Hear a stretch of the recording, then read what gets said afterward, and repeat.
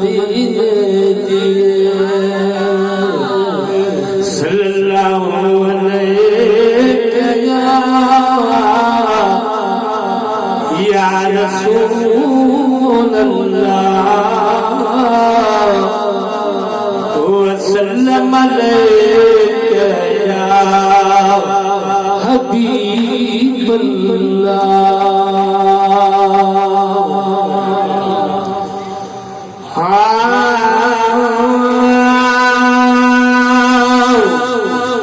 हबीब में जो खुदा दिनो हबीब में जो खुदा दिनो खुदा छजान कलाए खुदा खाचा घुरायो खुदा खाचा घुरायो हबीब में जो खुदा दिनो खुदा छजान कलाए खुदा खाचा घुरायो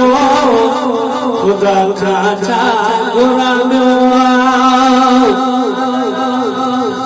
जॾहिं थी विलादत सोणिया हबीब किबरिया कुर्बदार थी जॾहिं थी विलादत सोणिया हबीब किबरिया कुर्बदार थी अमा वई असांजे यतीमन जे यार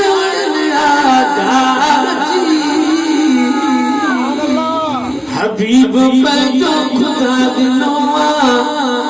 खुदा छजान कलाए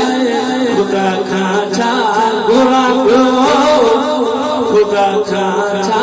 घुरायो सवे में न सुभान अल्लाह सजण जो मदीनो सिंध खां दूर आ अचण हर कदे दे जनाब मोहम्मद जो दस्तूर आ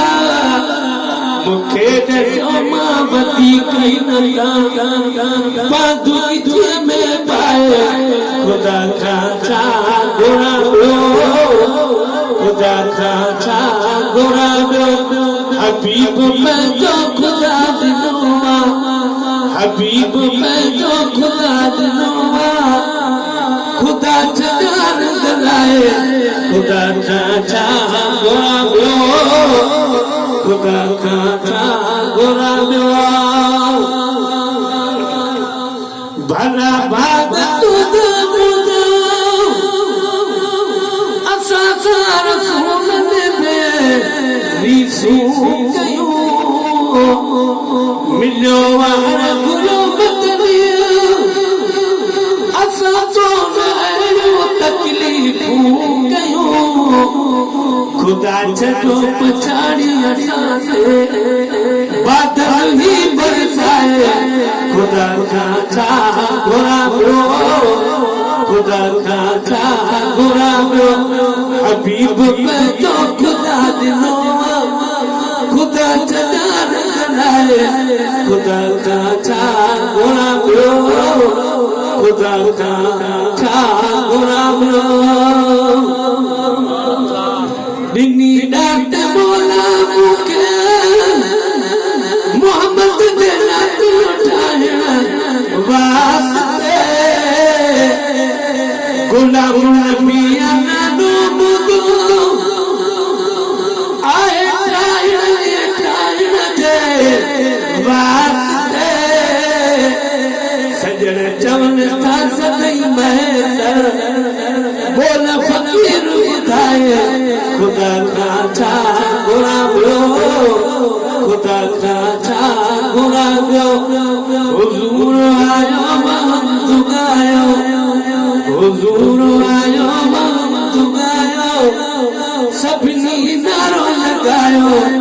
नबी सही नूर आयो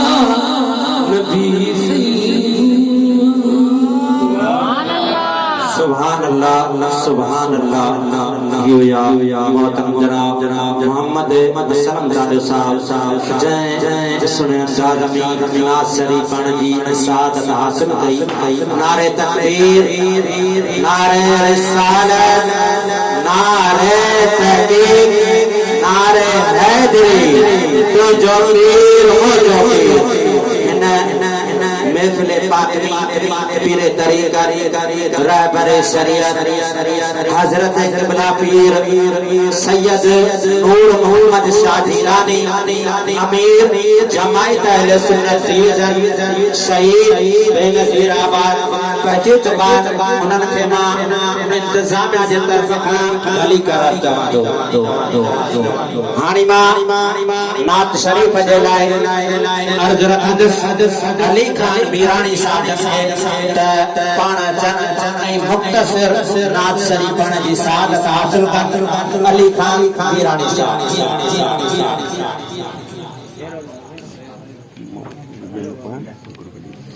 महबूब